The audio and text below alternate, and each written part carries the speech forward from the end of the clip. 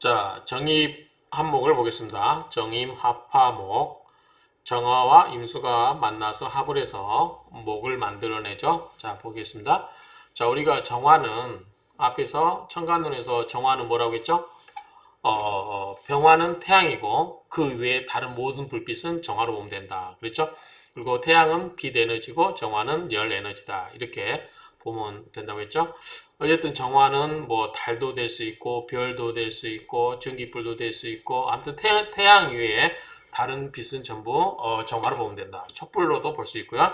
어쨌든 정화는 음의 화로서 하늘에서는 별이요 또는 달이라고 할 수도 있고 땅에서는 등촉, 그러니까 등이나 이런 이제 그 밝음을 밝혀주는 뭐 촛불, 전기불, 뭐 다 이런 것에 해당되겠죠. 그런 것에 비유하고 임수는 큰 물이라고 그랬죠. 개수는 작은 물, 또랑물이라든가 아니면 하늘, 그 공기 중에 또는 하늘에 있는 물기, 그래서 이슬이라든가 안개, 구름 이런 것들을 비유한다고 했죠. 그래서 임수는 양수로 세수와 밤에 비유되는데 밤이라고 하는 것은 이제 수가 뭐죠? 수가 겨울이에요. 그 다음에 음이기 때문에 밤에 비유된다 그 말이죠.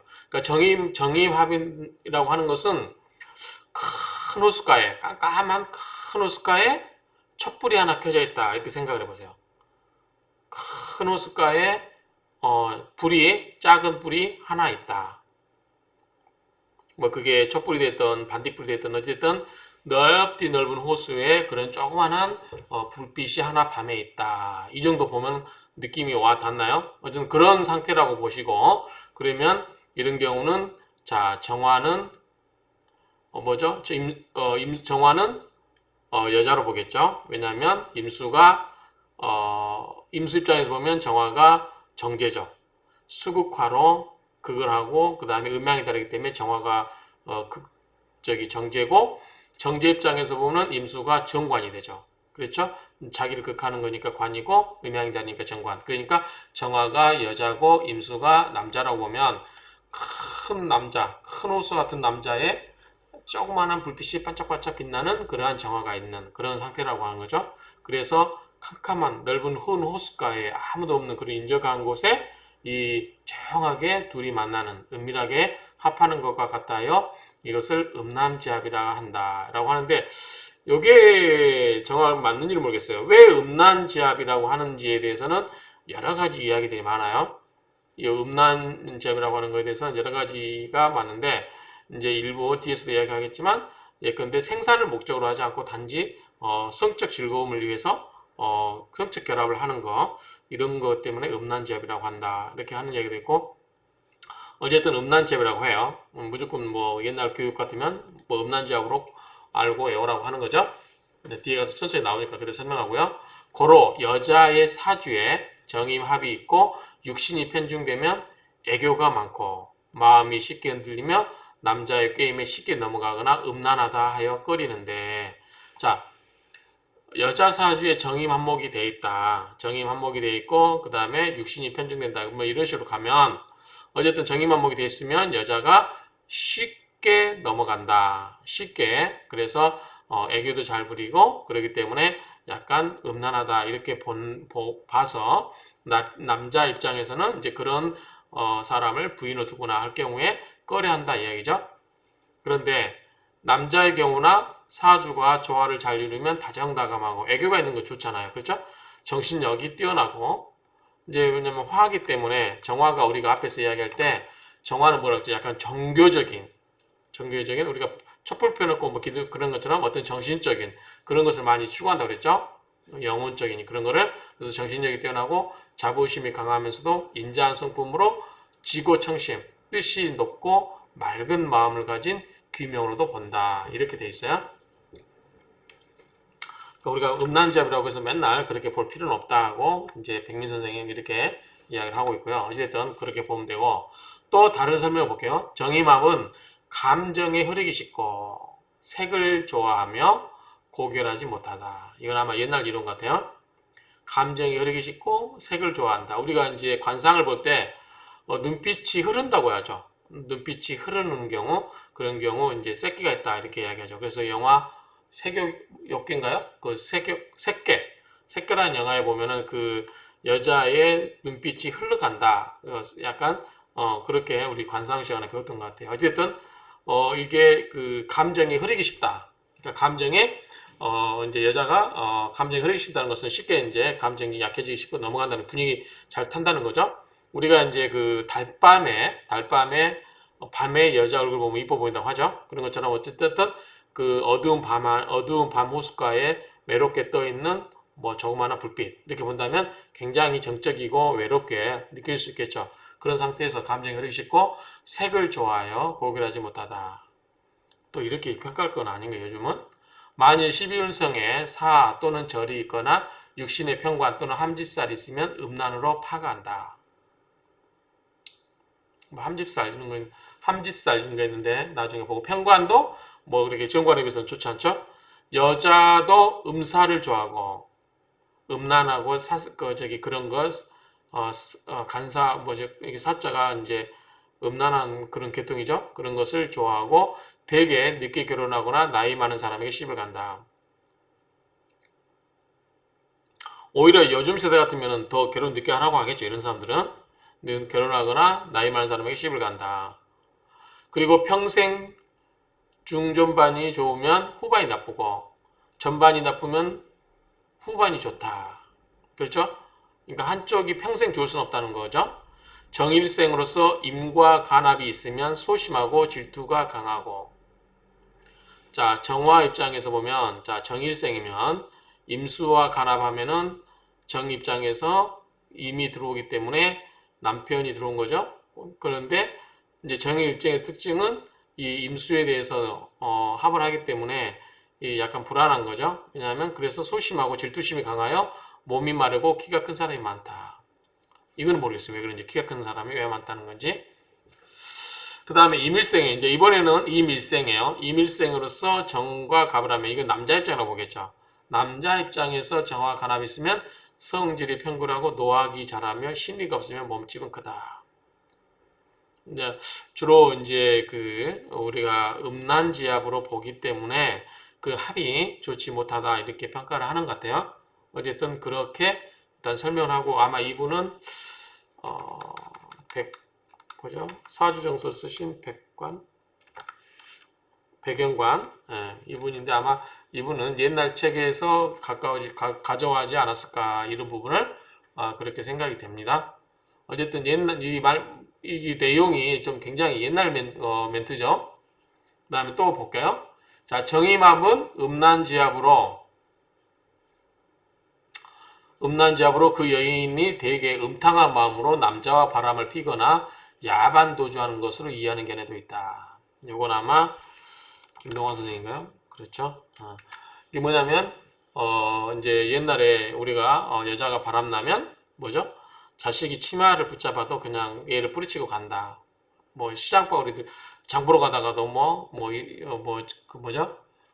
춤추는 데 간다. 이런 식으로 이야기를 많이 비하하는 그런 말들 많이 했었죠. 어쨌든 남자와 바람을 피워서 야반도주하는 경우도 있다. 이렇게 음란지압을 그렇게 이야기하는 것 같아요. 또 이제 이거를 현대적으로 보면 정입합화목을 육신론적 또는 현대적으로 해석을 보면 여자와 남자의 결합으로 생성된 목은 자 정임합목이니까 목이 뭐예요? 목이 자식이죠. 그 목은 남자의 생을 받아서 남자가 뭐예요? 정화죠. 이제 임수죠. 수생목으로 생을 받아서 그 다음에 목생화로 여성을 생해주죠. 그러니까 아버지의 임수의 도움을 받아서 어머니 정화를 생해주죠. 생해주는 인선으로 작용하기 때문에 남자가 맹목적으로 여자에게 쏠리는 현상이라고도 할 수 있다. 임수가 씨앗이라고 보는 거예요. 그러니까 수는 우리가 옛날에 우리가 천간에서 이야기할 때 임수는 뭐죠? 어떤 그 양의 그런 기운이 목에서 정상에서 화에서 폭발해서 금에서 수축을 해서 수로 뭐요? 그 씨앗으로 저장되는 단계라고 그랬죠? 그렇죠? 그렇기 때문에 임수도 씨앗으로 볼 수 있다는 거죠. 그래서 임수가 씨앗인데 정화의 열이 가해져서 싹이 난 것처럼 별로 쓸데 없어진다. 자, 이거 뭐냐면 임수를 씨앗으로 보면 정화는 뭐라고 그랬죠? 열이라고 그랬죠? 그러면은 우리가 이제 그 씨앗 조건이 물이 있고 그 다음에 열이 가해지고 공기가 있으면 씨앗이 이제 보통 우리 햇빛을 말하는데 어쨌든 열이 가해지면 싹이 나는 거죠. 그런 것처럼 그래서 난 싹인데 이게 별로 쓸데가 없다 이 얘기죠. 그리고 반대로 정화 입장에서는 임수가 반짝반짝 해주는 역할을 하게 되나 예민해진다. 근데 이게 정말 반짝반짝할 정도로 만약에 이 정화를 달로 보면 가능해요. 달로 보면 별도 가능할까요? 예, 근데 이제 촛불 같은 경우는 큰 호수에서는 별 의미가 없겠죠. 그런데 큰 달이 정화가 큰 달로 본다면 그 달이 호숫가에 뜨면 그러니까 우리가 이제 임수는 큰 호수이기 때문에 병화한테 좋다고 그랬어요. 왜냐하면 병화가 있으면 그 호수에서 햇빛이 반짝반짝 빛나게 해서 우리가 병화를 빛내준다고 그랬어요. 서로 좋은 거예요. 그런데 특히 이제 병화한테 좋죠, 임수가. 그런데 정화 입장에서는 이제 달이기 때문에 야밤에 굉장히 분위기가 센티멘탈해지죠. 밤에 달이 호숫가에서 이렇게 떠오르는 장면 한번 생각해 보세요. 비치고 있다. 그러면 굉장히 밤의 분위기를 띄울 수 있겠죠. 그러면 이제 굉장히 분위기파가 돼버리는 거죠. 그래서 어쨌든 이런 임수가 반짝반짝 해주는 것은 역할을 하게 되면 좋게 된다 하는데 어쨌든 밤에 비해서는 굉장히 센티멘탈해진다. 이제 우리가 센서티브라고 하죠. 어쨌든 이게 밤에 달빛에 호숫가에 떠 있는 달빛을 보면 굉장히 우리가 분위기가 굉장히 이제 센티멘탈하게 된다는 거죠. 감정적으로 풍부해진다, 예민해진다 이렇게 이해할 수 있을 것 같아요. 어쨌든 정임 한목으로 이 생견한목은 음목으로서 해초류에 속한다고 할 수 있다. 뭐 해초류라고 보기는 뭐냐면 이제 왜냐면 물에서 임수에서 목이 만들어지기 때문에 그 물에 가까이 있는 나무로 본다 이런 이렇게 이해를 하면 될 것 같아요. 그렇게 하면 이게 다 이해가 되죠. 어쨌든 이 정임 한목에 대해서 임수와 이 정화를 가지고 이렇게 설명해 보면 다 이해는 되죠. 네, 요거는 이제 새로운 이론이에요. 제가 이제, 혹시, 제가 뭐 다른 유튜브를 한번 들어봤는데, 거기에서 이렇게 설명하는 게 내가 있어요. 자, 신금이라고 하는, 이제 경금은, 경금은 좀, 겉은 딱딱하고 안에는 말랑말랑한데, 신금은 더, 세게 응축돼가지고, 경신이죠? 겨울로 가기 전에 신금이니까 그 씨앗으로 좀 보는 거예요, 시종자. 그래서 이 시종자가 이제 겨울을 거치면서 목으로 싹이 나는 단계로 본다고 하면 정임합을 하는 이유는 시종자 이 신금을 새로운 생명체가 뭐죠? 새로운 생명체가 목이에요. 목을 생명체로 윤회하기 위함이고 그 생명체는 목기를 만들어내고자 합니다. 이처럼 정임 한목에서 신금이 있어야 씨정자로서 목으로 싹을 틔울 수 있으므로 신이 없으면 이 생산을 위한 합이 아니라 그냥 남녀간의 성욕에 불과함으로 이것을 음남지합이라고 부른 거래요. 또 일견 타당해 보여요, 그 말도.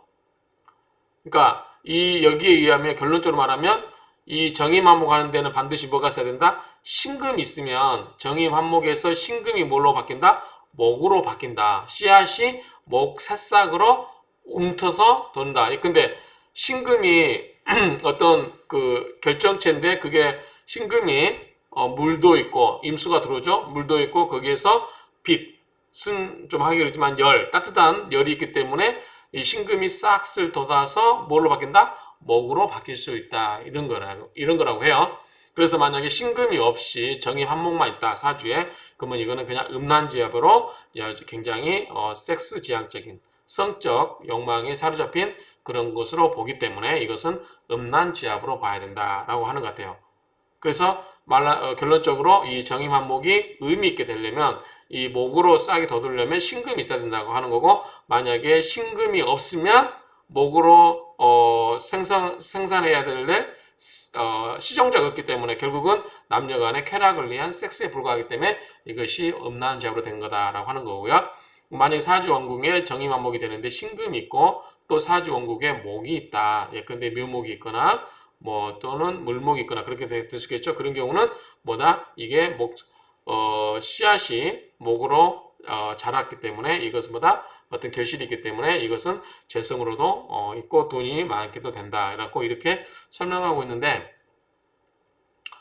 이게 이제 어떤 그 고전적인 근거가 있는지는 모르겠는데 현재까지는 이제 그 이거를 다르게 풀어내는 방법인데 이것도 일견 타당해 보여요. 앞으로 이런 것도 한번 검토를 해볼 필요가 있겠다 싶어서 제가 각 주에 이 부분을 그대로 한번 참조한 내용이니까 나름대로 의미가 있겠다 싶어서 이렇게 했는데 어쨌든 이 정의만목은 결실이 있고 없고에 따라서 음란지압이냐 아니냐 이걸 보는 것도 하나의 관법은 되겠다라고 하는데 그게 언제 충분히 더 검토를 해봐야 될 내용이라고 생각합니다. 어쨌든 이 음란지압 정의만목에 대해서 살펴보았습니다.